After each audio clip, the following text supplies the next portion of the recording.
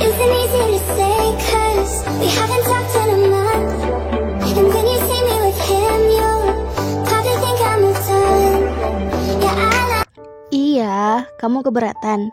Ya udah, kita ke kamar aja, ayo. Tunggu Pak Garvin. Saya akan kasih tahu di sini aja, biar semuanya tahu. Beberapa mata menatap Kayla heran, termasuk Garvin sendiri. Mereka pun akhirnya penasaran dengan apa yang ingin Kayla katakan. Kayla, ada sesuatu yang terjadi? Tanya Garvin akhirnya penasaran, karena kalimat Kayla serasa begitu serius. Pak Garvin, saya... Iya, kamu kenapa? Tanya Garvin sambil begitu penasaran menunggu Kayla menyelesaikan kalimatnya. Saya hamil. Mata Garvin melebar terkejut. Semua keluarganya pun begitu kaget mendengar kabar langsung dari mulut Kayla. Mereka semua melotot kaget keheranan. Kamu serius? Garvin menatapi Kayla heran. Ekspresinya terlihat kaget, terharu dan bahagia. Semuanya bercampur aduk. Kayla, kamu serius nak? Tanya Bu Natasha dengan begitu antusias hingga ia berdiri menatapi putrinya. Kayla mengangguk perlahan sambil tersenyum membuat Garvin terlihat memancarkan senyumnya begitu lebar. Saking bahagianya, Garvin pun sampai pingsan membuat Pak James dan Pak Abraham terlihat khawatir padanya. Bang Garvin, Zion pun sampai terheran ketika Garvin bahkan pingsan mendengar kabar bahagia itu. Kayla hanya bisa tersenyum melihat reaksi Garvin malam itu. Semua keluarga menggerumuni Kayla. Bu Natasha dan Bu Angelina memeluk Kayla dengan penuh kasih sayang. Ya ampun, akhirnya keinginan saya punya cucu bakalan terwujud. Terima kasih ya Allah. Bu Angelina mencium kening Kayla. Kayla, terima kasih banyak udah bawa kabar bahagia ini ke kita. Tukas Pak James mengelus lembut kepala menantunya. Pak Abraham pun mengelus kedua pipi putrinya dengan begitu haru. Saking harunya, Pak Abraham hampir menangis. Bapak ngapain nangis coba? Tanya Kayla tersenyum sendu menatapi bapaknya. Bapak hanya terharu karena Bapak tahu sendiri perjalanan cinta kamu sama Garvin, Kay. Ya, sejenak Pak Abraham memang mengingatkan Kayla tentang perjalanan cinta dan pernikahannya dengan Garvin. Namun kini, kisah itu akhirnya berakhir dengan kebahagiaan yang tiada tara bagi banyak pihak. Seluruh asisten rumah tangga Pak James pun menggerumuni Kayla dan memberikan perempuan itu ucapan selamat, membuat Kayla semakin bahagia ketika berita kehamilannya diterima baik oleh banyak orang. Mbak Kayla, ya ampun selamat ya Mbak. Saya seneng banget dengarnya, tukas Bisurti yang menjadi saksi juga tentang perjalanan cinta Garvin dan Kayla. Makasih banyak Bi.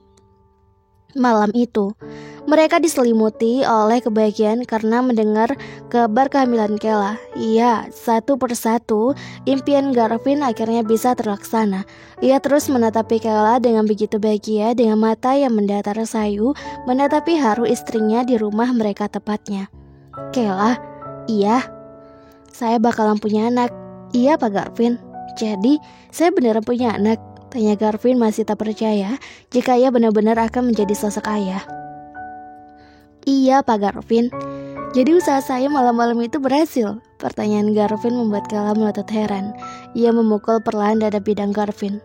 Pak Garvin Iya maaf, saya terlalu excited dan bahagia Kayla. Ini adalah kado ulang tahun terindah yang pernah saya dapatin selama hidup saya Kayla. Pokoknya kamu jangan capek-capek dan kamu harus berhenti kerja di kafe. Lah, kenapa berhenti kerja? Tapi kan saya nggak apa-apa Pak Garvin. Kamu mau dengerin suami kamu nggak? Kamu mending ikut saya aja ya di perusahaan, biar saya selalu dekat sama kamu dan gak khawatir. Kamu gak boleh ngerjain yang berat-berat. Kamu gak boleh nyuci sendiri, biar nanti pakaian saya laundry. Kamu gak boleh minum kopi. Kamu selalu kebiasaan kalau insomnia minum kopi. Kamu jangan minum soda. Kamu harus makan makanan sehat ya. Kayla menatapi suaminya dengan begitu serius. Ia menyeringai senyum mendengar setiap perhatian Garvin padanya. Sungguh, Kayla sangat bahagia. Namun, ia tiba-tiba menangis membuat Garvin khawatir. Kayla, kenapa kamu nangis sayang? Gak tahu. Saya gak tahu kenapa akhir-akhir ini baperan banget. Pengen nangis terus. Pasti ini bawaan bayi. Lebih baik ayo tidur. Saya akan temenin kamu sampai tidur ya. Beneran? Iya sayang, ayo kita tidur. Di kamar, Kela merasa cemas sendiri. Ia bahkan tak tahu perasaannya ingin menangis atau tidak. Perasaan Kela malam itu bercampur aduk hingga membuatnya tak mengerti sendiri. Pak Garvin, jangan kemana-mana. Iya sayang, saya nggak akan kemana-mana. Sebaiknya kamu tidur karena nggak baik buat kamu tidur larut malam. Setelah Kela benar-benar tidur, Garvin keluar sejenak. Ia terus menutup mulutnya dengan heran sambil mengingat bahwa sekarang Kela tengah mengandung anaknya. Saking bahagianya, Garvin berjingkrak-jingkrak kegirangan. Ingin rasanya teriak, namun Garvin lupa kalau istrinya sedang tidur. Pagi hari itu, Kela terlihat bangun dengan kaget. Kela meringis dan mengguncang tubuh Garvin dengan keras untuk membangunkan suaminya. Pak Garvin bangun, Pak Garvin bangun. Garvin terbangun dengan kaget. Ia menatap Kela dengan mata yang belum sepenuhnya terbuka. Kenapa? Kenapa sayang? Saya mimpi. Mimpi apa? Gak tahu. Gak mau cerita. Ya udah sini, jangan takut, saya di sini Kela. Garvin bangkit untuk bangun. Ia tiba-tiba menjadi fresh setelah memeluk Kela yang ketakutan setelah bermimpi. Saya lupa, saya harus siapin sarapan buat kamu. Kamu jangan masak sarapan hari ini karena saya akan masakin buat kamu. Tapi Pak Garvin, kamu rapi-rapi dan tunggu di sini.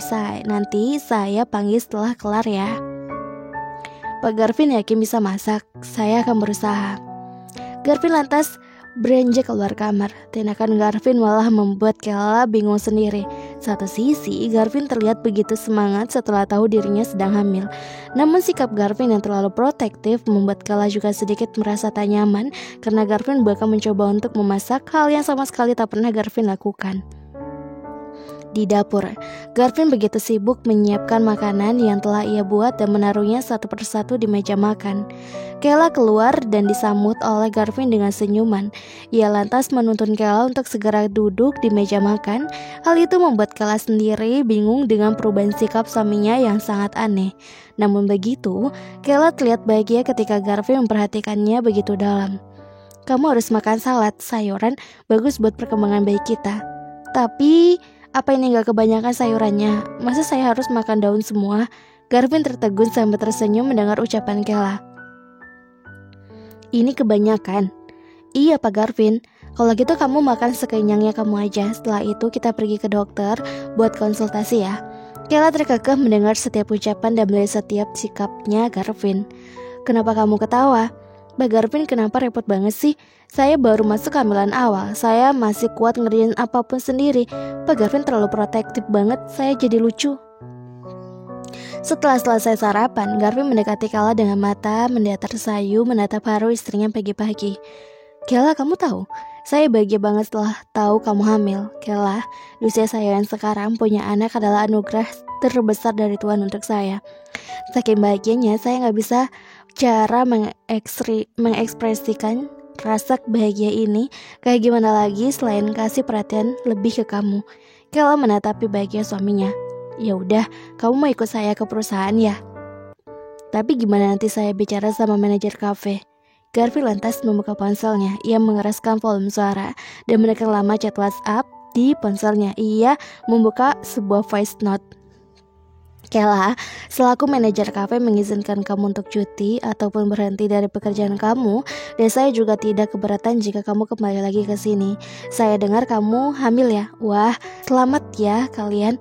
Semoga kalian bahagia selalu. Terima kasih untuk dedikasi kamu selama bekerja di kafe. Garvin bahkan sudah lebih dulu menghubungi manajer kafe tempat Kela bekerja. Kela menyurang heran sejenak. Pak Garvin, itu gak sopan. Saya udah selesaikan urusan kamu. Kalau kamu tetap kekeh mau ketemu manajer, ya udah lebih baik saya antar kamu. Serius? Buat kamu apa sih yang enggak?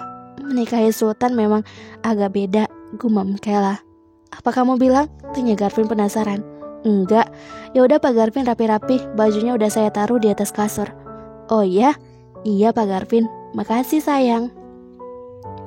Garvin terlihat begitu senang ketika Kela ikut dengannya kembali bekerja di perusahaan.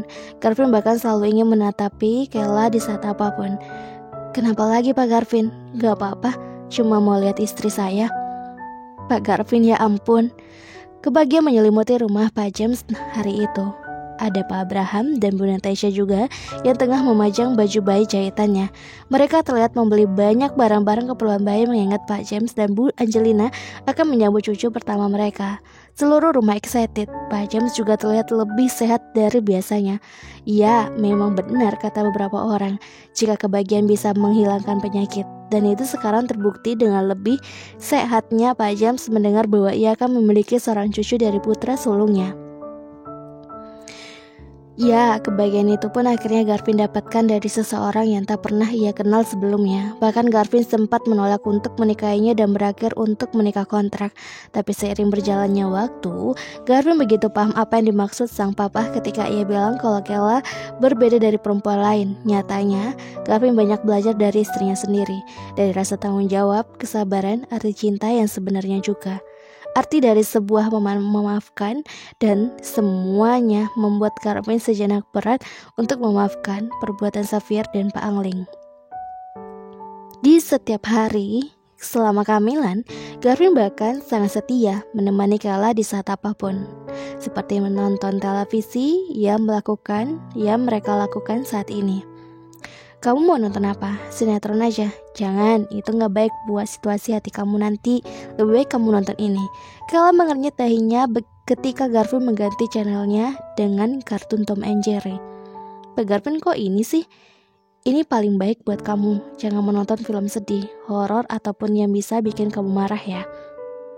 Iya, tiba-tiba saja Garvin berubah menjadi super protektif. Ia mengubah seluruh sikapnya membuat Kayla terkadang lupa kalau Garvin adalah suaminya. Bukan hanya tambah dewasa, tapi Garvin juga tambah menyayangi dirinya. Walaupun caranya terkadang buat Kayla menepuk jidat. Garvin memang selalu romantis, tapi saat ini ia menjadi lebih romantis dari biasanya. Halo noveler semuanya, jangan kemana-mana ya.